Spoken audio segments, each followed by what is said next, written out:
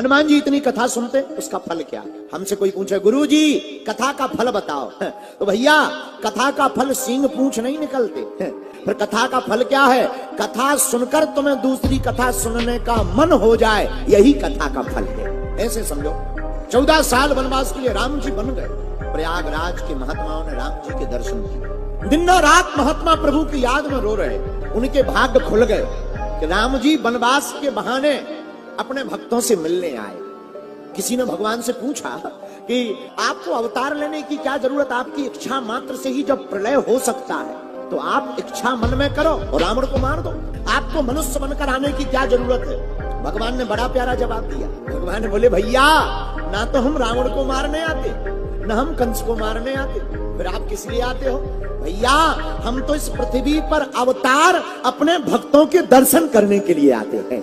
पर राम जी भक्त तो तुम्हारे दर्शन के लिए ललायत रहते, आप कहते हैं भक्तों के दर्शन के लिए आते। राम जी कहते जितना भक्त हमारे दर्शन के लिए ललायत रहता उससे 60 गुना ज्यादा हम अपने भक्त के दर्शन के लिए ललायत हो जाते हैं। महात्माओं ने प्रभु श्री राम के दर्शन करके कहा धन्य है, आज हमारी तपस्या का फल हमें प्राप्त हो गया।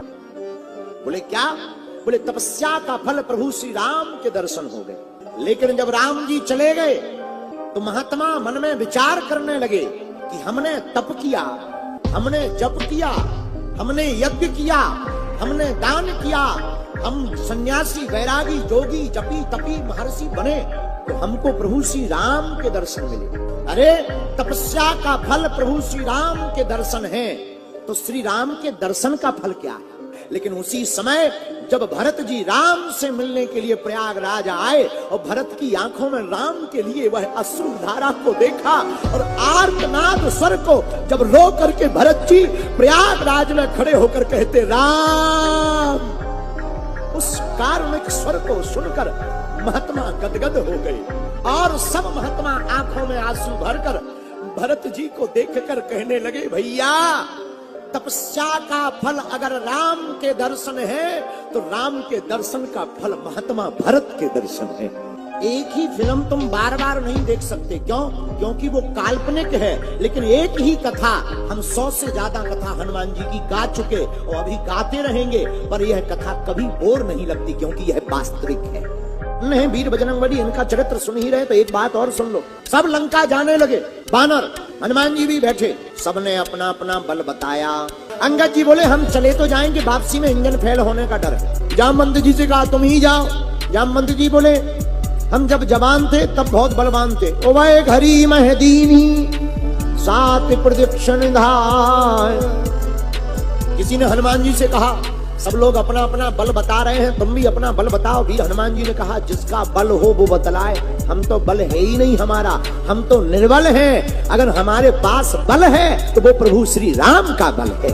जिनको अपने बल पर गुमान था वो जा नहीं पाए, और जिनके हृदय में बल भगवान का था वो समुद्र पार भी हो गए और जानकी की खबर भी ले आए। जिस पर राम जी की कृपा होती उसके तो पत्थर भी पानी पर तैर जाते हैं। मेरे प्रियजनों जब पानी पर पत्थर तैर सकते हैं तो हम लोग भी अगर परमात्मा के सहारे रहेंगे तो हम लोग भी भव सागर में तैरते तैरते तर जाएंगे। हनुमान जी महाराज के पास बल और राम जी की कृपा प्रभु चरित्र सुनने से प्राप्त हुई और पाने के बाद चारों युगों में उनका प्रताप छा गया। हम लोग भी अगर बार बार प्रभु श्री राम की कथा को चरित्र को सुनेंगे तो हम पर भी कभी तो प्रभु श्री राम के कानों में तुम्हारी पुकार सुनाई देगी और वह परमात्मा प्रकट होकर के तुम्हें गले से लगा लेंगे। तुम कहोगे महाराज कथा तो बहुत सुनते हैं पर संसार की वासनाएं हमारी मानती नहीं, संसार की वासनाएं परेशान करती।